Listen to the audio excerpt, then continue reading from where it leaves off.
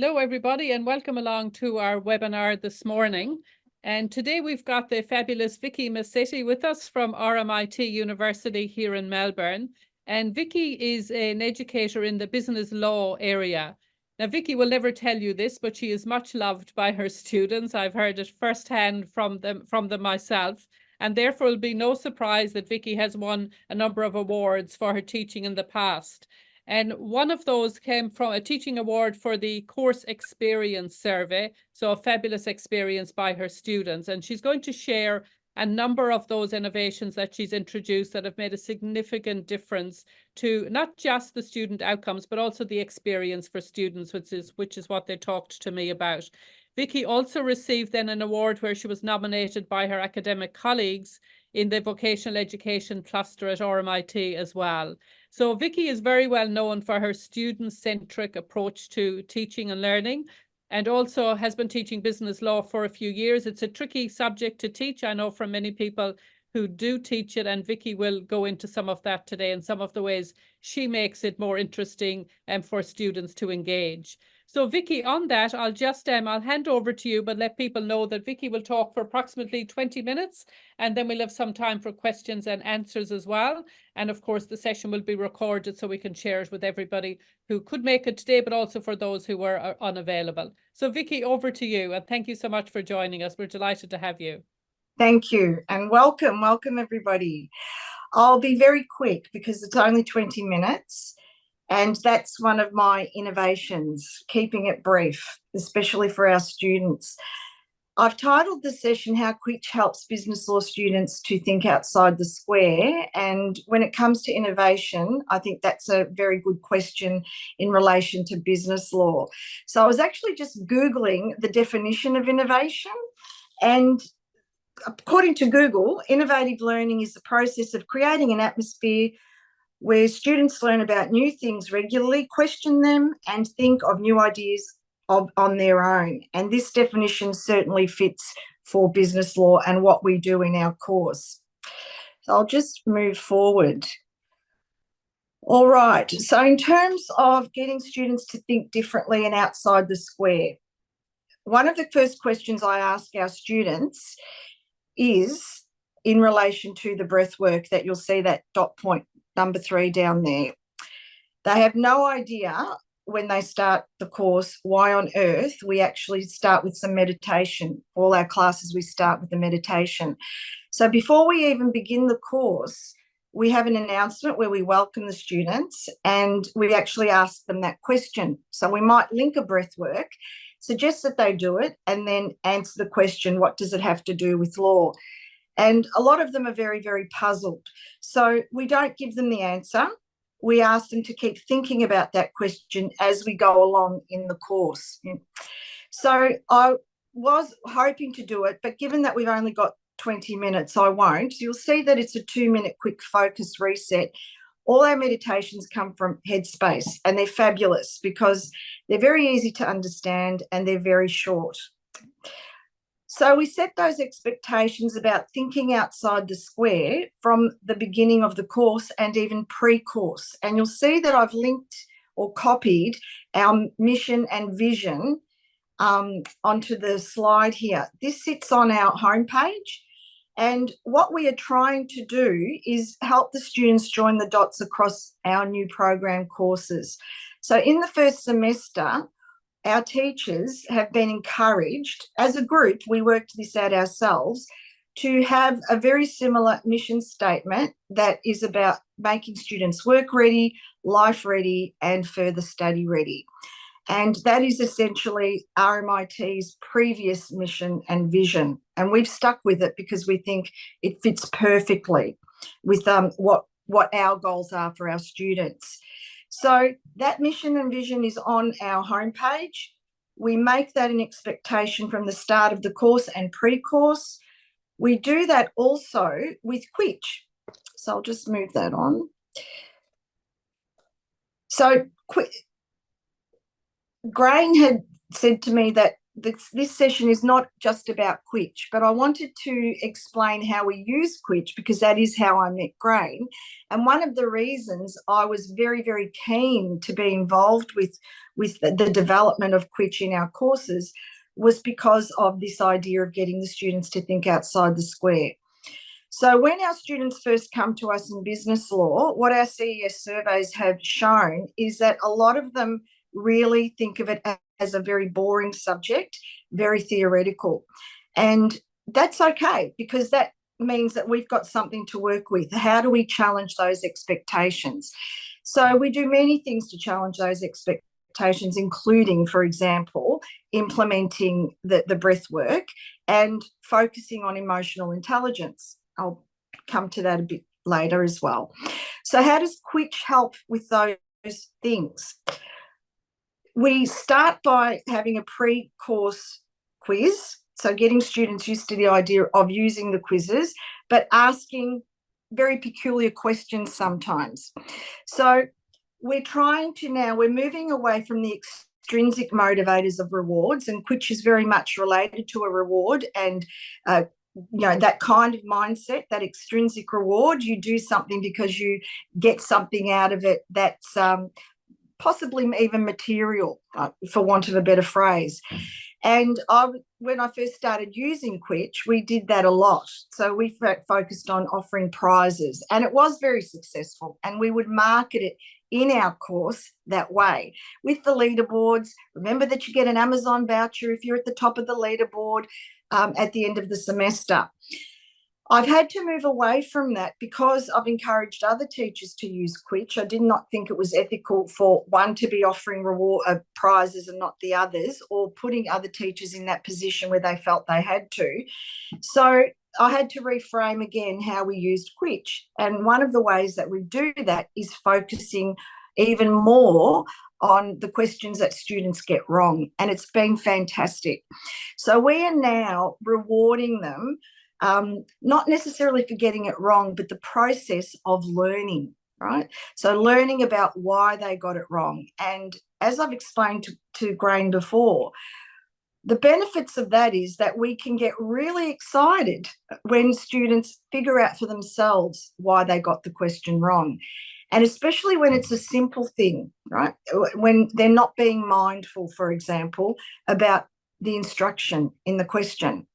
We spend a lot of time on that kind of issue, and we get excited when they figure it out for themselves that they simply didn't read the instruction properly. Now, that seems like a very simple, basic kind of idea, but it works wonders in business law because it's constantly challenging them to see the subject very differently. Yeah. All righty. Now, innovation. I actually Googled the term again because we make assumptions about what is emotional intelligence. It's been a phrase that's been bandied around for many years now. What does it mean exactly? And my understanding is that it is about how we deal with our emotions, and that if we can help students understand themselves and their emotions, we can actually help in that process of learning. Now, tying that to innovation, how do we get students to reflect? How do we get students to change from a fixed mindset where they might come to business law thinking and believing that it's going to be really boring, or that they don't have the ability to engage with it and to learn because they just don't have the right skills. So a lot of our course works on the premise that we need to develop a growth mindset, and that a lot of them probably have a very fixed mindset. Now, the two phrases, again, they're not static, they're interchangeable. They can be very complex because students can come to one subject feeling, or having a very much a growth mindset, believing that they're good at that subject, and then come to my subject and feel that they're not so good at that subject. So we have to understand that it's very nuanced. So one of the ways we work with that idea or work with those issues is to constantly get them to reflect. And again, going back to that idea that it's actually good to be wrong. And even the phrase itself, I often will say, I don't like this word, right? I like the word learning. So when when Quitch doesn't give us the answer that we expected, what can we learn from that? How can we consolidate? How can we reflect? So we use Quitch, for example, pre a topic and post a topic. So it's not always just about revision. Sometimes we use it pre a topic to get students to think about their preconceptions and to also help them see that they actually already know quite a lot. All righty. Now, bringing all of this together, in our program, we think it's very important to cross-pollinate, to help students join the dots, and that if we work together, that really benefits everybody, teachers and students. So we actually meet, and in fact, I've got a meeting next week with the first semester course teachers to talk about how students have actually connected the dots this semester and what we can do better. So often our teachers will talk to students in a way that shows that we are always looking at what each other is doing.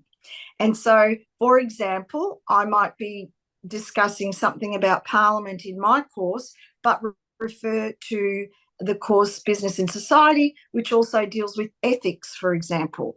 So we're looking at helping students join the dots to see a holistic picture, to work less in silos. Peer partnerships is also part of that. We have a program where teachers can go into each other's classes, much like what we're doing today, and reflect on what everybody's doing, pick and choose strategies that work well in other classes that might work well for us, but also help teachers understand where they could improve as well. And I've got the should we sit to stand to finish off. And again, I would have liked to have done it, but I'd rather just finish off.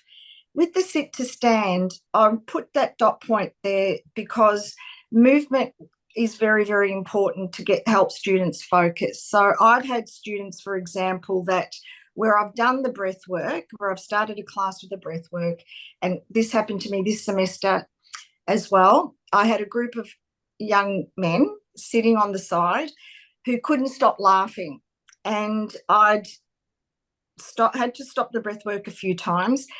And one of them said, "Oh, Vicki, look, I'm going to go outside because obviously, it's not good for me to be here and disrupt." I said, "Great idea, good move, good choice." Then he came back and he apologised after we did the breath work. And I actually said to him, possibly inappropriately, I said, "Oh, I think I have some ADHD tendencies too, and this breath work is a lifesaver." And he started laughing and his friends started laughing. And then he came up to me quietly and he said, "Oh, look, I'm actually on meds for that." And I said, "I'm really sorry that you felt you had to share that because you actually didn't. That wasn't the point of the conversation. What I wanted to do, though, was talk about how this breath work can help you concentrate better and get more out of these classes so that you're not so distracted." And it ended up being a great conversation. And movement is also very important for that as well, for that idea of, in helping the students to focus, especially with all the distractions that, with their phones, etc. So we often will do a sit to stand exercise. It's the late Michael Mosley's reel. I got it from Michael Mosley's website. And it's just not the lunges, they're squats, the sit to stand squats. And they have to do this very, very mindfully. So sometimes I'll just stop a class where I feel that we're all over the place, we're losing concentration, and we'll just sit to stand in silence 10 times. And it works really, really well. In my experience, it's worked really, really well. Now, there are students who are not comfortable with some of these approaches, as I said, with the example of the young man who'd left the class. There are students who, we have to be mindful. There are students who could be triggered by being forced to sit quietly for even a minute. Very mindful of that. It doesn't stop me from trying. I do explain that if they're being asked to close their eyes in a breathwork and they don't, that's okay. If they do close their eyes, I don't know if they're focusing on what the presenter is saying either. I cannot control any of that. But what I can ask is that they don't disrupt anybody else. And regularly, I do get asked by students if I haven't done a breathwork for a week, my students will inevitably ask me to do a breath work. Why haven't we done it? Can we do it now? So that's why I persist. But I do understand that these strategies don't work for everybody, and there can be triggers for certain students, especially with breath work, where they're being asked to sit quietly for a very short period. I still do it, but I do explain that what they choose to do with the breath work is up to them. And I think that's it, Grain. I think I've covered just about everything. So I did have a couple of stories with the breath work, but I might leave it there and see if anybody has any questions. Sure. Vicki, thank you so very much. That was great. There's so many interesting things that you do. And these sessions are all about, us as a community of, teachers and learners and educators to, share best practice, share what's working. And so it's always great to hear, within the classroom, what's actually the positive impact you're having on students and how you're able to deliver that with groups. Vicki, can I ask you one question before I open up to the audience? What size are the classes that you're generally delivering? And are you delivering them face-to-face as well as online? Yes, thanks, Grain. Both. We do face-to-face and online. And I do the breathwork online as well. And again, I explain to students, I don't know what they're doing in their pajamas. All I can do is, it doesn't stop me from doing it. But again, online, I have had students type in the chat box that they love it. All right. But that doesn't mean that there's students who don't. We did have a sessional teacher this semester who had a student type in her chat box that he didn't do it and he didn't like it. And I thought that was a great conversation to have, to unpack that. Because, there's lots of learning there too. There's lots of learning for us as well as for them. And it's not about convincing them and forcing them. It's, when we talk about innovation, we talk about emotional intelligence, and when we talk about a growth mindset, it's about asking questions and seeing if you can get a different answer sometimes. And law's perfect for this. This is the thing that, from pre-course that is a big theme of our course. It really is about seeing things differently and understanding there is no wrong and right answer.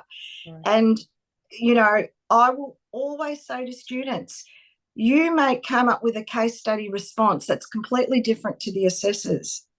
And the theory is the easy part. You can cut and paste from any textbook, pretty much any reputable website, legal website, the theory. But your marks come in the application, how you apply. And so if you apply something differently to the way the assessor or our marking guide has stated it should be applied, that doesn't mean you're wrong. In court cases, we don't know what the answer is going to be. And a silly lawyer is one that tells you that you're going to win for sure. So we encourage them to think about things differently and to take risks and to not worry about the conclusion as such, because that's only a very small part of the answer, right? And that's why we use conditional language as well. Maybe, the plaintiff may have a case. The law could be applied this way. So we use a lot of conditional language. Our international students struggle with that because they really want 1 + 1 to equal 2. And we're challenging them to understand that 1 + 1 might equal 3, and to get their heads around that and that that's okay. Yes, so we do, and we do the classes face to face and online. We still run these strategies online. And we have around, the maximum is supposed to be 30 in a classroom, but we have had up to 35 this semester. So it can be very challenging. And I do say that our classrooms are full of cultural ADHD. They're loud, they're distracted, especially the afternoon classes. And then we have to think about how we teach at different times. What we do in the morning that can work really well just may not work in the afternoon. So we have to be mindful ourselves. We're constantly reflecting, about what's going on. And even for us, because when I have students, for example, there are a group of students that I used to call the Kardashians last semester, known to all teachers, couldn't concentrate for 5 seconds. And I could get very frustrated and very angry, and I would have to stop myself. I would often have to stop myself. I'd often have to think about what was going on in my body, because I could feel my shoulders rising. I could feel myself acting like a mum or a high school teacher and about to just go ape at them. And I'd have to stop. I'd really have to stop myself and remember that I'm the teacher, I'm the expert. I'm supposed to be dealing with this. It is what it is, And Vicki, yes, and on that note, we have a couple of questions for you. So one of the questions, what are the biggest challenges you see in students nowadays versus 15 years ago, for example, before iPhones, iPads, and widespread technology? The lack of concentration, absolutely. Like, it's worse. I've taught students with additional needs in London, and I used to do this before meditation and breath work was on trend. I'd been doing it with VCE students like 20, 30 years ago, and it worked really, really well. But their concentration spans are much shorter. Their anxiety levels are so much more obvious, I think. And look, sometimes they won't tell you, that there is still, shame around mental health to some degree. But I also find that some of them are very freely telling you how much anxiety they have.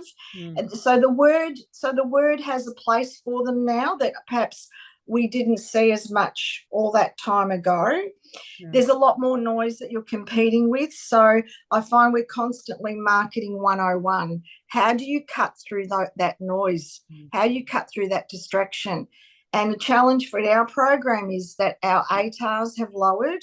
So we're getting students that are coming through the post-primary school system with, not even basic skills. And I'm lucky because I do have a literacy and English teaching background as well, and I implement a lot of that in the law course.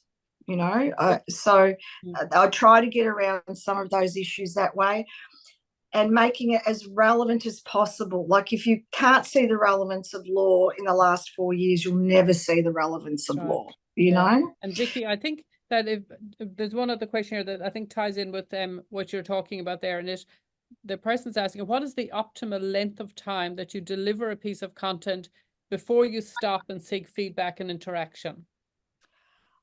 It really depends. It really just depends on what it is, because sometimes I'll be in a flow, and again, I have to reflect on what I'm doing, because I'll just be in a flow. I get so excited and I have to feel, the energy. And I hope people don't mind me swearing, but I actually did say to a class about 8 weeks ago, I stopped and I said, people, you're boring me shitless. I need to stop.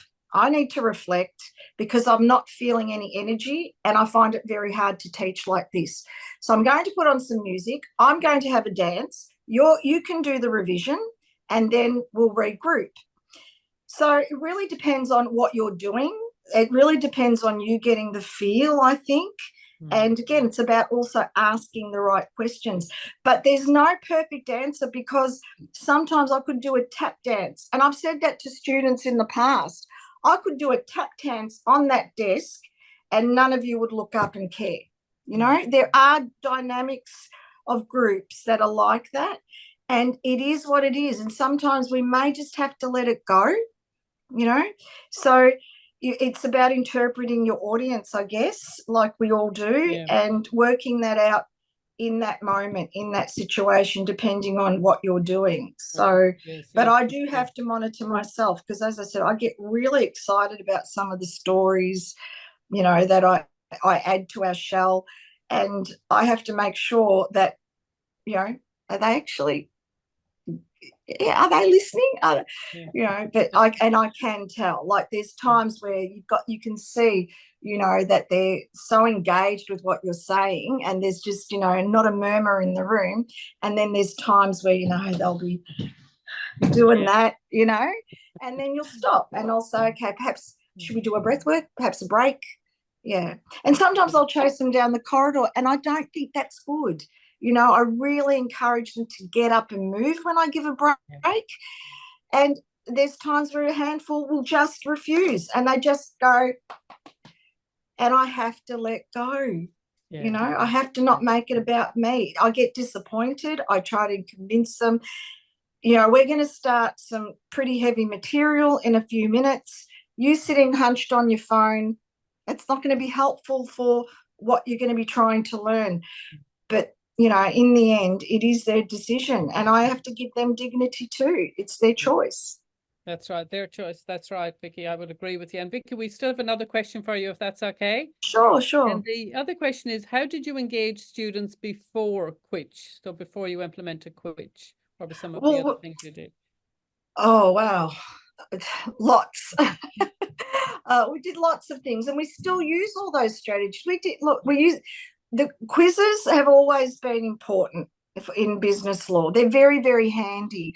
So we just used to use them differently. Canvas have a quiz function.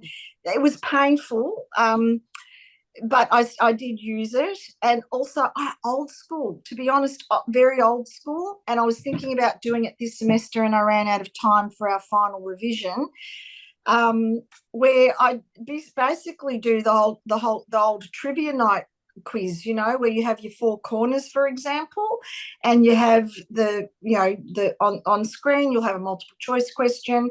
The students stand in the middle, and the last student standing gets a prize. So we've always implemented that kind of strategy for reflection, and always tried to make it fun. So we've always had storytelling, because court cases are stories. So we might have done it more old school, physical paper, for example, you know, hard copy, for example. I still encourage it. I really still encourage it, but they just refuse. The way that brain is engaged with your hand-eye coordination when they write, we all know it's very different. And I try very hard, and sometimes I do force the issue, and they don't like me, you know, don't like what I'm doing to the environment when I do print up quizzes, for example, or you know, perhaps practice papers, etc. But I just persist. And I have to be mindful of the impact of that persistence on individual students. You know, students who might not be able to write very well, for example. You know, because those skills are going. Yeah. Vicki, I hope I answered the question enough there. Indeed, I think you did. You gave a number of things that you're doing. But Vicki, we are out of time, so we'll have to wrap it up. But I want to say a huge thank you to you for joining us today. And I think there's been a lot of learning. I've learned a lot of things myself as an educator from you. And if it's okay with you, Vicki, you have shared your email address here, because some people will want to follow up with you and ask another couple of questions, because the questions are continuing to come in here. Some of the people have said, thanks, Vicki, that was great. So you're welcome. Lots of learning. And Vicki, I think from my own point of view, there's a few things that really stood out for me. And One was the fact that you're clearly very authentic as an educator, and you allow yourself to be vulnerable, which I think has a huge impact on that dynamic you create in a learning environment for people.